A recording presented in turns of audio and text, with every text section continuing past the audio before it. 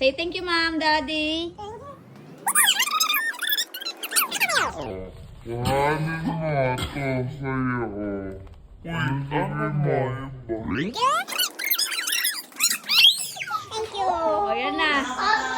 Eto na, papunta kami sa Lucky Chinatown Mall at nakikita nyo naman kahit saan sobrang traffic dito sa Binondo.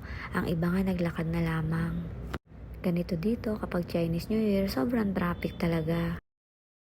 Nakakita ng balon si Shobo. Ito nagpabili, tuwang-tuwa naman ang bata. Eto na yung Lucky Chinatown Mall. Tingnan nyo naman, naka-stop lang ang mga sasakyan. Naka-e-trike lang kami, kaya ang init-init ng mga usok nila kasi dikit-dikit talaga ang sasakyan sa sobrang traffic. Si Mickey nga palang pinaghahawak ko ng camera. Sabi ko, anak, videohan mo muna kami ni na daddy habang naglalakad kami. Buti na lang maaasahan tong si Mickey. Andito na kami sa Lucky Chinatown Mall. Ang daming street foods. Yun nga lang, ang dami ding tao. Dikit-dikit siksikan. Naisip namin, lakad kami papunta sa loob ng mall. Pero bago kami makapasok ng mall, ang dami talagang tao. At pagdating naman namin dito sa loob ng mall, ganun pa rin. Wala kaming maupuan. Ang dami haba ng pila sa mga kainan. Kaya, lakad-lakad na lang din kami. At dahil ang daming tao nga, nainip si Shobe, isinakay muna namin dito sa train. Sabi ko, maglaro muna kayo ng mga kuya mo. Eto nga, laro sila. Nakakatawa naman tong si Kuya Jaylon. Napaka-supportive kay Shobe. Tinutulungan niya si Shobe makapag-shoot.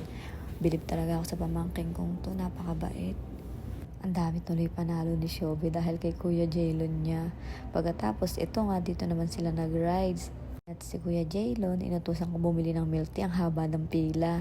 Si Tita Juby naman, pinapila ko sa SNR Pizza. Ang haba din ng pila.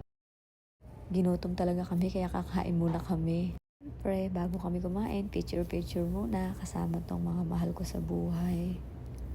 Dahil 12 PM pa naman ang punta namin sa Chinese Temple, pinaglaro ko muna si Shobi dito. At halos 1 hour si Shobi maglalaro, kaya sabi ko, lakad-lakad muna kami habang sinasamahan siya ni Tita Juby niya. Eto nga, pumunta muna kami sa Toy Kingdom. May surprise gift kami kay Shobi. Itong dalawang to, naglaro muna na niya. Eto na, sinundo na namin si Shobi sa Kinsuna. At eto, pinakita ko yung gift namin sa kanya. Tuwang-tuwa siya. Tapos, naglakad na kami papunta sa Chinese Temple. Kailangan dito tahimik. Ayan nga, ganyan lang dapat. Nagpipray kami kay Buddha. Kami mag-Chinese Temple. Bumili nga si Papa Bear ng ibon. Parang pamahiin nila. Pagkatapos sila mag-pray. Papalipad sila ng ibon. Ang mga bata, ayan, tuwang-tuwa. At ito, pauwi na kami. Ang dami pa rin tao. Grabe, ang haba ng pila. Ayan, di ba? Halos lahat naka-red. At hindi na makadaan ng e-trike namin kasi ang mga tao nakaabang dito sa fireworks. Inabot kami ng fireworks, pauwi na kami. Patchoy!